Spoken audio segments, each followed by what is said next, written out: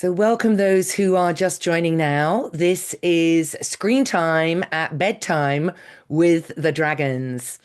And we're here doing a fireside chat at lunchtime. So, please do feel free to have your lunch if you need to. And I'm here with Raquel Lhuillier, who's dialing in from Brazil. And she is a longtime collaborator with me on a project called What Color is Your Dragon? And What Color is Your Dragon is a social and emotional learning methodology, which really places at the heart of it working with the parents in order to help parents to support kids. So that's really our primary methodology when we're doing this work is almost like a parent coaching model, a very much a preventative model, and a way that parents can start to have those conversations with their youngsters at home in a way that's non-judgmental and non-blaming in order to prevent the need to visit mental health services. This week, you may or may not know, is it's Child Mental Health Awareness Week. So we're doing this activity. Also, we're supporting a charity called Beyond, which is working with mental health of children, particularly in schools. And so thank you, those of you that got a ticket and made a donation, because that will be going towards Beyond. But our overarching ethos, and Raquel, do jump in after I've given this because your words may be different. But our overarching ethos when we started this project was we wanted every child and family to know about the dragons. And the reason for that is because in our clinical work, what we see is young people and families, particularly having trouble dealing with challenges and the strong, intense, difficult emotions that we call the red dragons. And we were thinking, okay, well, what would this landscape be like if we're able to bring into families and cultivate a culture where it's okay to share your reds and it's okay to talk about red dragons. We don't get overwhelmed by them, but we respond wisely and mindfully to them. Raquel, do you want to add anything to that? I just did a little nutshell there, but let's hear your voice. Yes, thank you, Tamara. It's great to be here. And I'm speaking from Brazil, and now it's 9 a.m. And we have been working together, Tamara, since 7 years ago. And my son was 7, now he's a teenager. So it's been great to work with dragons in my clinic. I'm a child psychologist, and I work with children and teenagers and families. And I use the Dragons methodology with myself and at home with my son. And it has a big, amazing journey with the dragons. And it's great to be here, Tam, because we really believe in this methodology that we can work together across generations and cross cultural aspects, isn't? I was a bit red in 1 hour ago because I was organizing the things at home and I wasn't sure about the time. And sometimes I get a bit red because of my English, and I have some thoughts like, are they going to understand me? Or, some rants, they are part of our lives. And yes, we are human beings and we need the three dragons, and we need to learn how to manage with our daily life challenges. And the dragons are here to help us. Raquel, is there anything that will help you be a bit more green in our session today? Because I certainly would be exploding with red dragons if I was having to speak in Portuguese. Yeah, actually, when I say that, I'm feeling a bit red, I feel green Yeah, when I am allowed to say it. yeah. It That maybe if someone doesn't, maybe don't understand me, write in the chat box or ask me something, you know, because sometimes I get too much excited and my English words are kind of mixed with Portuguese and thoughts and. Of course, Portuguese is my language, you know. So yeah, thank you. Well, and what we're going to cover today is sort of like in a really whistle stop tour, the reds, the greens, and blues of screen time at nighttime. So in our training program, we go quite deep into sort of what the different color means, but just to illustrate, managing screen time is a red for many parents. What does this mean? They're anything from mildly agitated to totally panicking about screen time and how to work with screens in a wise way. And, some parents are really actively in, quite significant arguments and fights with their kids about using the screen, and particularly at bedtime. So screens, are creating a lot of reds in families, which is why we thought we might do this fireside chat today. And we also can see from an emerging evidence base that screen time is something that is, if it's not managed mindfully, having a very detrimental effect on young people's mental health. But all of those things, I would say, also apply to us as adults. And one of the things I love about the dragon method, which Raquel touched on, is often we're teaching it to parents for their kids, and then the parents are like, oh my God, I need that. I need that for me. And I say, yes, you do. Equally, I'm teaching it to the adults in their one-to-one therapy, and then they're saying, oh my God, this would be great for kids. My kids really need this. So Raquel pointed to this cross-generational, cross-cultural. We all have our reds. They're kind of different flavors. They show up in different ways, but reds between parents and kids, whether it's actually dealing with emerging technology addictions or being a conscientious parent who's like, what can I do? I'm feeling anxious about this whole thing, but I don't really know how to tackle this. Parents that want to work preventatively also got a bit of reds. Now, we are not against technology. We know that technology, like right now, is helping us to do things, is helping us to get stuff done. So it really helps our blue dragon, and particularly for some youngsters, technology and being able to spell check things or kind of get skeletons of things or scaffold the learning has been phenomenal. So, it's helping us now with our blue dragons. We can communicate, we can do our work, we can share. So it's not all bad. But Blue Dragon is also our attention network.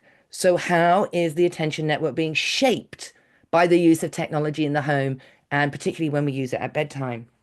And of course, using technology is green. It's super fun. We can connect like we do now. We can see each other's faces. We can talk to our friends and our grandparents and people that live overseas. And we can create using like crazy AI things and make a dragon on roller skates going through Tokyo. We can really accelerate our imagination with technology, but it's how do we use it in combination with our awesome, amazing humanity? That's really what we're interested in. And one of the things that we're really keen on is this is a non-judgmental space. When we ran this last year, there were a couple of mums that said, actually, a lot of things have come to my awareness in this presentation, and I'm reflecting on my own behavior and what my child sees. And I'm a bit overwhelmed with like feeling that I've done it wrong, or that I've harmed my child, or that I wasn't doing something correctly.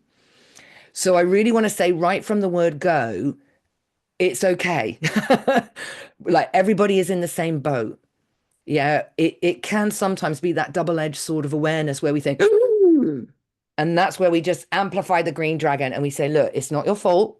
These things are designed to capture our attention. They're designed to make us addictive. There's people that are like a million times smarter than any of us getting paid mega bucks to make sure that you are addicted and on your phone, right? So it's not our fault if we begin to become aware of behaviors that we then think, was I really choosing that? Did I really choose that? The point now is let's see how we can explore it in a fun and playful way that's taking little mini steps in the right direction and ultimately creating and shaping a new language around technology, and particularly at bedtime. So, Raquel, I want to draw on your expertise in this presentation and stop talking myself and make sure I've got the timer, which I've put down somewhere. So, I mean, what, from your perspective, when you're working with mums and parents in the clinic, what are the core sorts of things that the parents are bringing when it comes to technology and sort of bedtime squabbles and nighttime nighttime wranglings around technology? Can you say a little bit about that?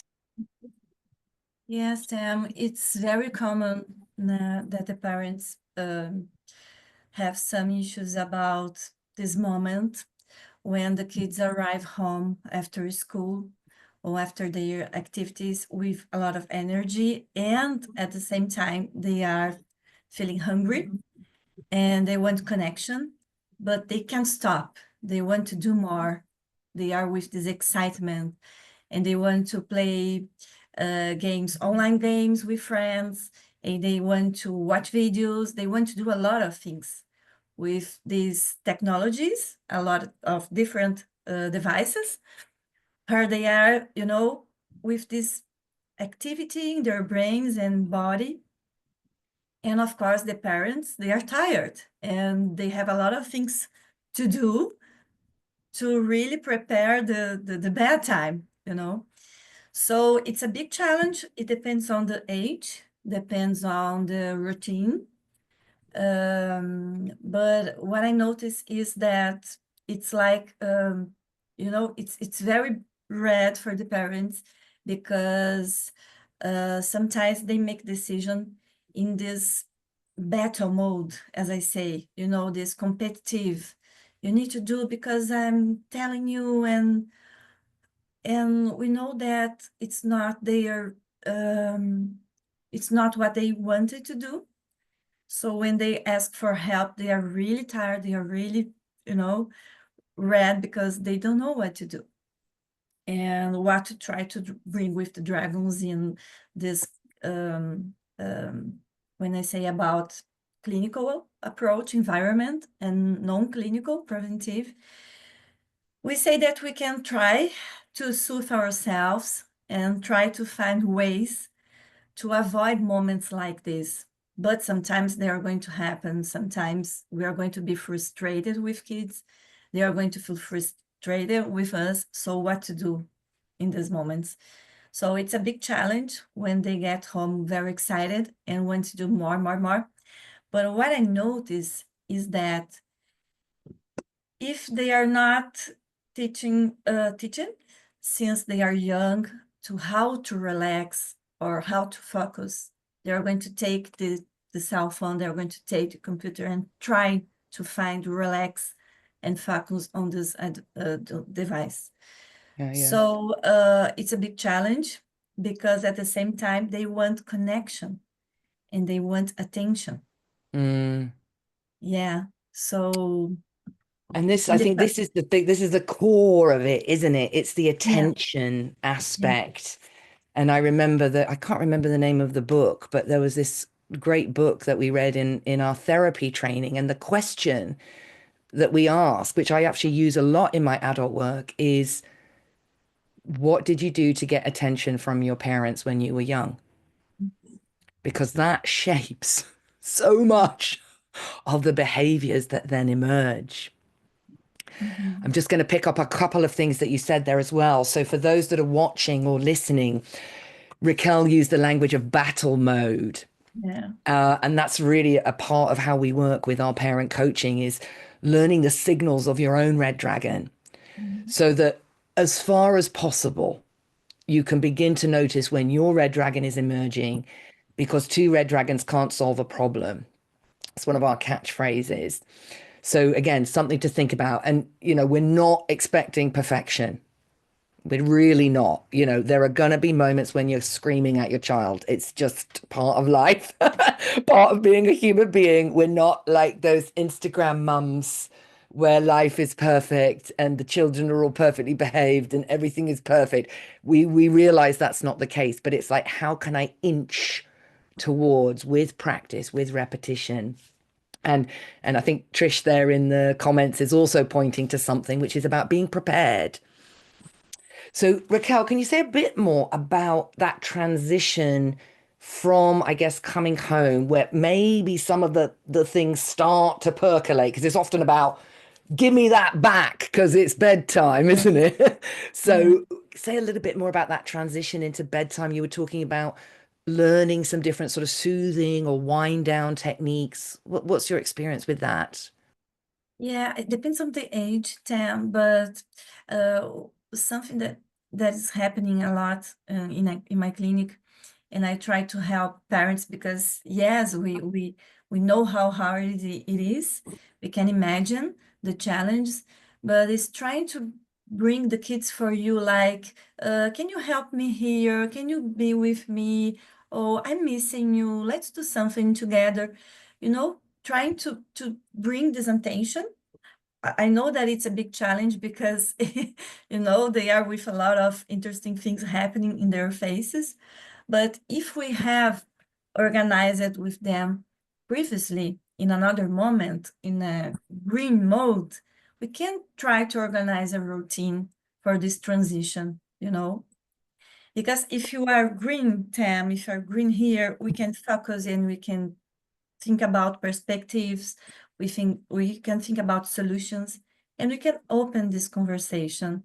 And I agree with you, Tam, we are not expecting for perfection, and we are human beings. And at the same time, we can think about respectful communication and relationships because the kids are growing, we are learning with them, and the different types of devices and technology challenges are going to growing too with us, are going to, we don't know what's going to happen in 1 or 2 or 3 years. So I really believe in this respectful communication and relationship. So we need to build it. And every day I know that sometimes it takes a lot of patience or attention, but if we can build this, like, every day, let's see, let's check our calendar, check our routine. Oh, when you arrive to school, what we're going to do together. Oh, do you remember the time? So try to organize in a green mode this routine with the kids, but we need to organize when we are at least, green, to really focus, talk in a very compulsive way, because sometimes we need technology too. Yeah. Sometimes we want to see a video or a movie, watch a movie, and. So I think we need to be very compulsive and try to open these conversations. Yeah, and that's, I mean, when we were designing the kind of screen time course, that was the idea behind, sort of the games and the creative exercises. Almost like you can get these games and these worksheets out in a moment of calm, to start to have that conversation. And even not only that, is because we're doing work with the parent first, the parents are then coloring in their dragons and doing their own reflections. And then the kid's like, what are you doing? What are you doing over there? I want to do that too, And so maybe that's the first thing that I would also say to those listening is, well, what's your bedtime routine with tech? How can you reflect on your bedtime routine? I suppose I know when I'm in my not healthy mode, it's the nighttime scrolling, it's the, just kind of zoning out and, getting addicted. But yeah, go ahead. Yeah, and the kids are always watching us. When we think, when we are really young, do you remember when they are really like watching the gestures, the movements from the adults, and they try to imitate and then try to do similar. They're always watching us. So it's a model, like they're watching us and they're trying to do similar things. And at the same time, we can soothe ourselves and really can find more blue ways to deal without so many reds if we can soothe ourselves too. Yeah.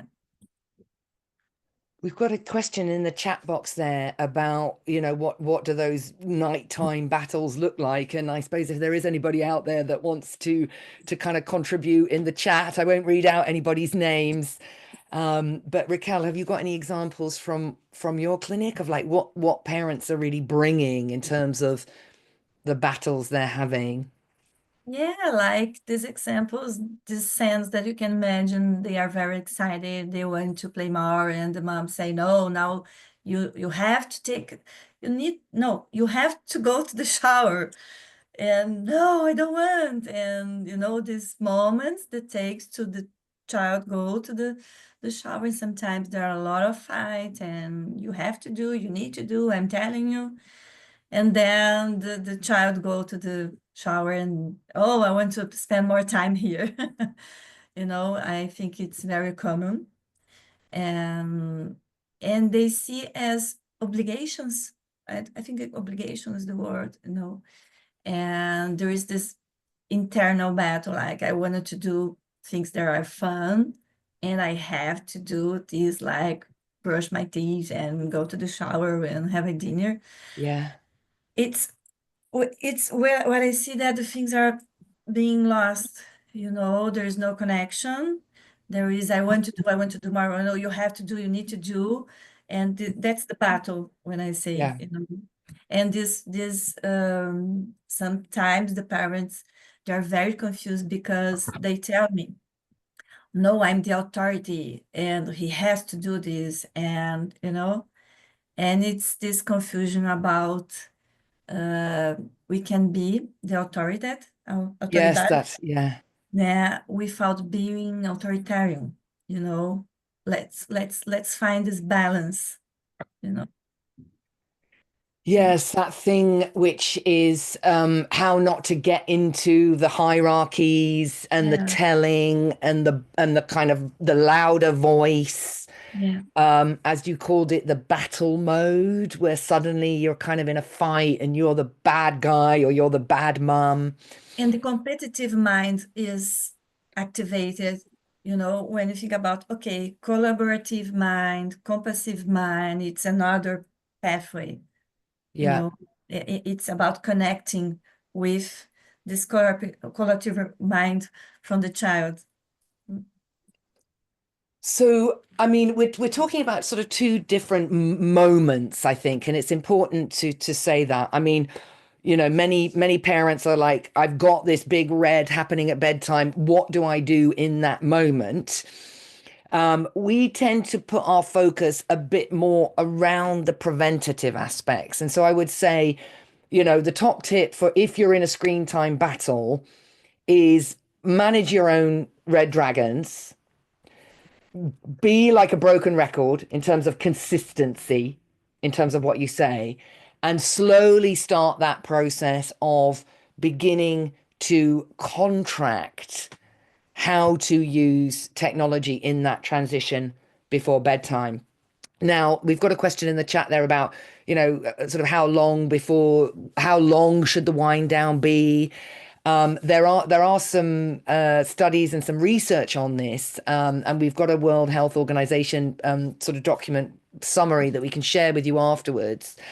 They typically recommend sort of about 2 hours, but I think it's longer for certain children. So for children that are more anxious or with ADHD, they actually Yeah, recommend a longer wind yeah. down period. So you really need to be thinking and planning that routine, not just at bedtime. I think, Raquel, you had a great phrase the other day, which is like the bedtime routine almost starts the minute the child comes in the door. Think about that routine over a longer time frame rather than just the time frame. Yeah, There are yeah. also some statistics about ages of kids and the amount of screen time that they could have, and the different devices. I mean, these we can't go into all of this now. These are things that we cover in our parent coaching. But I mean, Raquel, you were telling me sort of that idea about like how do we start the conversation in the green mode, which also includes thinking together about what are some lovely green dragon soothing rest and digest activities that can become part of the bedtime routine, as we go towards the bedtime time. And maybe particularly because I know you mentioned about it, talk a little bit about the boxes. So any of those, just please do Yeah, jump yeah. in. I think a good start is to try to create this space to these conversations with the child, to really saying how you feel. Like, I don't want to be this mom or dad who is always saying, and and I wanted to do the things in a different way. What do you think? Do you feel red when we are in this battle mode? How do you feel? Let's try to do different, like give small steps to make things different. Let's think about your routine.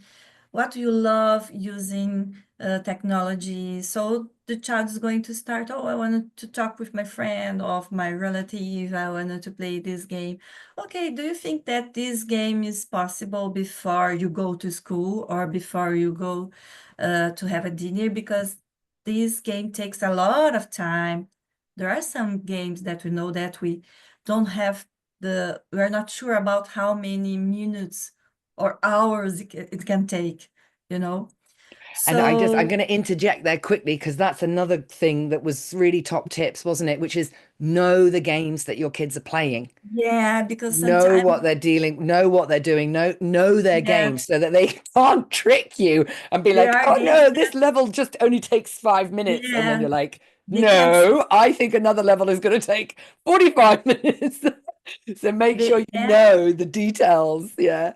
they can't pause or they can't just stop and they're going to take the rewards and. So we need to open this conversation. Let's think about our routine and let's think about the time, because sometimes, depending on the age and the kids, they don't have many, they are not sure about the time and how much time do I take to take a shower or to have dinner or to have lunch. Or so really look for the day, for the hours, and reorganize the routine. I think it's a big point. And really be clear about what is healthy, what is healthy. And of course, that if you can have a dinner without technology, that's great, because we can feel the food and we can talk about the day and bring this positive, about being connected as a family and eye-to-eye contact. Yeah. Because Mm, that was also, I mean, in again, we've got if people want sort of more resources, we can send things. We thought we'd just send the World Health Organization, the World Psychiatry, literally out February 2025 with their top recommendations based on evidence base. But the British Psychiatry Association as well really highlighted from their surveys of the research that bedtime and mealtime were two places where technology could be particularly harmful because it starts to interrupt with what I call the maintenance greens. Yeah, nutrition, exercise, and sleep. These are the kind of maintenance greens that we really need to take care of. And these are things that, kids on screens can really impact. Like you say, if you're on a screen when you're eating, you're not monitoring fullness cues in the body. So being on screens whilst eating is directly linked to obesity, for example. Yeah, yeah, I'm thinking about attention and intention. Oh, and okay, we have this intention to pause, to give a step back, or take this phone, put in this phone box. Okay, because I'm going to play a game, with my family, or I'm going to play soccer, or I'm going to, I don't know, I'm going to read a book, or I'm going to clinical session, because I have the phone box in my clinical, in my clinic, because it's this movement to just, I'm going to take this, I think as much as we can have these moments in our day, it's much easier to do it during the night. yeah. We're much used to do this, like take this movement.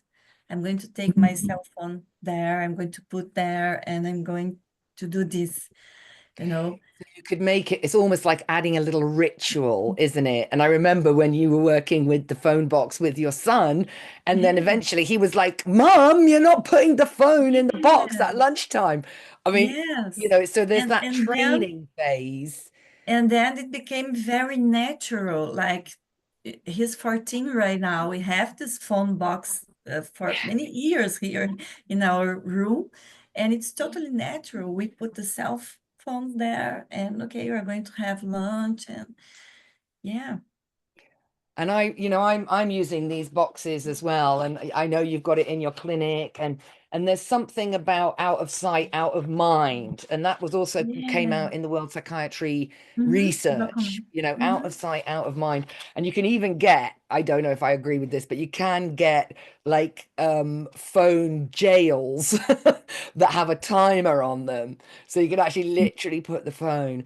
Now, one of the things that we're going to do in our May workshop is we're going to do this great exercise, which is like mapping the family, the whole mapping the family home and the environment of the child in terms of devices. So we had a question in the box there about different sorts of devices.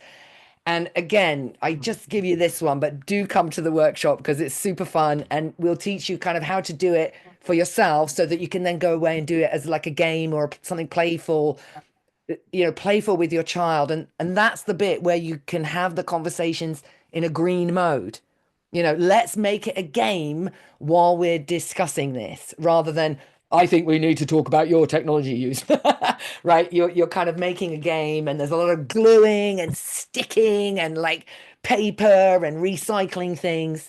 So it's all that embodied stuff, but it's looking at what devices have we got? Where do we use them? Why do we use them? Right. Where does it create red? 5 minutes, it's a green. 15 minutes, it's a green. Go for it. Talk to your friends, be online, get creative, be doing whatever. 2 hours, it's a red. Yeah. So it's more nuanced than just like do it or don't do it or phones are bad. It does seem that iPads particularly are quite poisonous in terms of the brain. So I would say, a good old desktop computer, let's go old school, Etch a Sketch. Raquel, jump in. I'm just mindful of Yeah. the time as well. And it's very common. It's very common in a lot of age that when they are not sure about the time they are expending, they don't recognize what is happening in the body, Tam, like Yeah, breathing and movements, like they're totally with this intention and they're disconnected from the body for possible pains and emotions. So it's very important to really be careful about it because they are, they can have a lot of difficulty to recognize what they are feeling yeah. and to really connect with their body and emotions. Yeah, so I've just let's look for some questions and from some comments there as well. And I won't read out names, but we've got Mhm. somebody in the chat box saying, Mm. yes, mums, parents that have separated or divorced. It's quite tricky when you've got co-parenting going on, It's and very, there might be both different values, there could be different parenting styles. And certainly I've worked with one parent where they were saying, no, I'm quite sure that there's not a device being used in this scenario. And then when they did the mapping exercise, the child was like, oh yes, daddy gives me the iPad here. And so it was then like, okay, how do we get to some correspondences? And of course, it's the modern version of, Daddy takes me to McDonald's, isn't it? In a way, that was kind of what it was before. It's all fun and games when we're at Dad's house, and then Mum ends up being the disciplinarian, and being the bad person. And of course, the parental dynamics can be coming into play there too, because, divorce is often to hurt adults who may be behaving like children with each other because they're hurt and they're grieving and there's a loss or there's anger or there's frustration or rage potentially as well. So I yeah, think I mean what I would advise without knowing too much, again, the idea of being a broken record with scripts is something that we often recommend to our clients, just working out your script And we have some ideas for people when we're doing our coaching about how you just end up with a really, really consistent message. It may be about tuning into values. I mean, you're a little bit not able to monitor that when the child is outside of your view, but some conversation about, do we care about brain health? Do we care about brain health as a family? Do we care about that? Is that, do we care about physical health? Do we care about mental health? Like what's our line here? And just being patient, I think, also with yourself. I don't know, Raquel, would you add anything there? It's a bit Yeah, tricky yeah. without knowing too much more, Yeah, but it's a big topic. It's very important. And I'm sorry, Katia, that you're, leaving this because it's very difficult. And I'm thinking about the values, as Tamara is saying, that really need to reinforce. Okay, as a mom, I really believe that we need to organize our day because of this. Da, da, da, da, da, da. We have different ages and different needs too with our kids. So trying to really reinforce your values as a family and as a mom. And yeah, I understand that they receive different messages. It's not putting your kids against their daddy, but it's really reinforce your point of view, what you believe, your values. Sometimes, a doctor or someone from mental health can reinforce this message in a yeah, positive or a teacher. way. Yeah.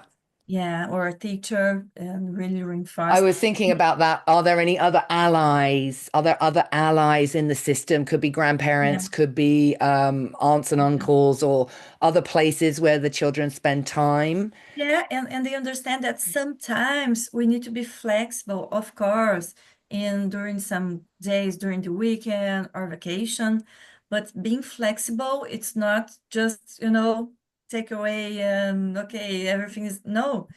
It's sometimes you can spend more time, but no, we need to organize it together and yeah, And again, get I'm them. giving sort of top tips away, but I mean, there's a case there for just maintaining curiosity about, Yeah. what's the motivation to move towards it? Is it I'm doing something creative and I want to connect with my friends because I'm not feeling connection when I'm in this Mhm. environment, Yeah. and the connection with my friends online feels more important. Is it I'm using it for homework? That's okay. Or is it that I'm using it to do something? Or is it because I'm trying to soothe a red? And it may Mhm. be that there's some soothing going on. I think more for the older ones, perhaps, rather than the younger one. But Mhm. just asking the question and then sort of pulling back. It's a very fine art, isn't it, Raquel? It's that sort of Yeah. Yeah. curiosity, Yeah. Yeah. consistency, but without ramming it down their throats and getting agitated and just saying, look, I love your brain. I ask you because I love your brain. It's an amazing, beautiful thing. And I want it to really fly. And maybe technology is going to be part of that story, but it can't be all because it's your amazing brain. So for the older Yeah. ones, we bring in a little bit more of the brain. We've just got 5 minutes left, Raquel. So I'm just going to say to you, is there anything you want to say to wrap up? And then I'm going to show just a couple of summary slides. Yes, I just would like to say that it's about this open conversation, understand why they want to use and why they are doing this, because we don't want to lose contact with our kids. We Yeah. don't want to lose them, you know, and we need to respect age and understand their needs. And yeah, and start with small steps with you and with them in a very compassive way. And recognizing the intentions. Yeah, very important to recognize the intentions. Thank you. So I think for me, the top tips I heard there is, bedtime screen time management starts before bedtime. Mhm. Try as best you can to do the contracting in a green mode rather than when you're in battle mode.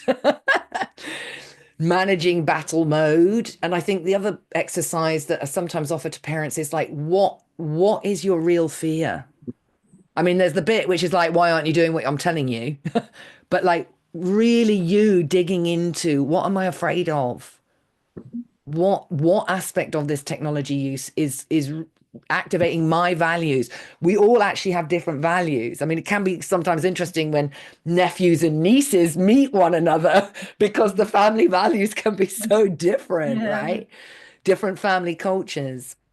And I think something there about having a think about what are just lovely connected together activities that you can do instead of screen time at night. So if there are any more questions, do pop them in the chat. But I just show you a few examples from some of the work that we do. It's all about coloring in. It's all about paper and pencils and coloring in and kind of getting really creative and mucky. Using materials that you've got in your house to map the environment, to map the intentionality, to monitor technology use in fun and playful ways that, as Raquel says, keeps the conversation alive. Because what they're looking at and the devices that they're using, that's all going to change and evolve.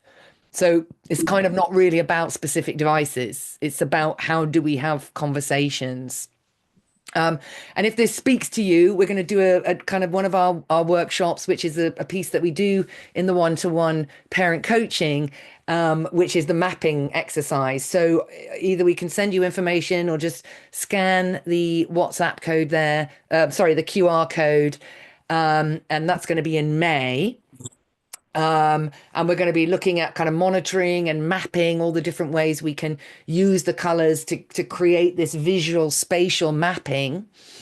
If you enjoyed the talk, but you just want to stay in touch, do jump into our Instagram, Dragons for Kids. We're just kind of slowly building that. We're trying to use technology mindfully ourselves, not always succeeding, but we're going to try and put some things there that are hopefully tips that you can save and revisit. And we'll do a bit of summary from today as well.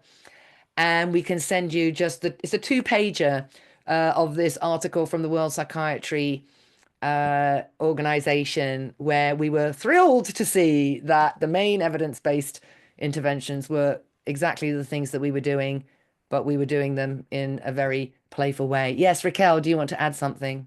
Yeah, no, I would just like to ask you to show the three top tips that it wasn't appearing here. Just, Okay. Oh, it wasn't appearing. yeah, Oh, hold on. I'm gonna have to go back to that. I just think I to just see. said them out loud. Oh yeah, there we go. Yeah, if someone wants to, yeah. Just to take a screenshot of that. Yes, or take a picture. Yeah. So let me just check what's in the chat box. So yes, thank you so much. Those that shared. And there's the three top tips. So we are now just at 45 minutes. So I really value your time. Your time is your energy and your effort. If you want to stay around and just chat a little bit, you can. I'm going to stop the recording. And we'll say goodbye to those of you that need to leave. Thank you so much for your time, and we wish you well with your families and technology. But we can hold on for a few more minutes once we've stopped the recording as well, if you want to ask anything else.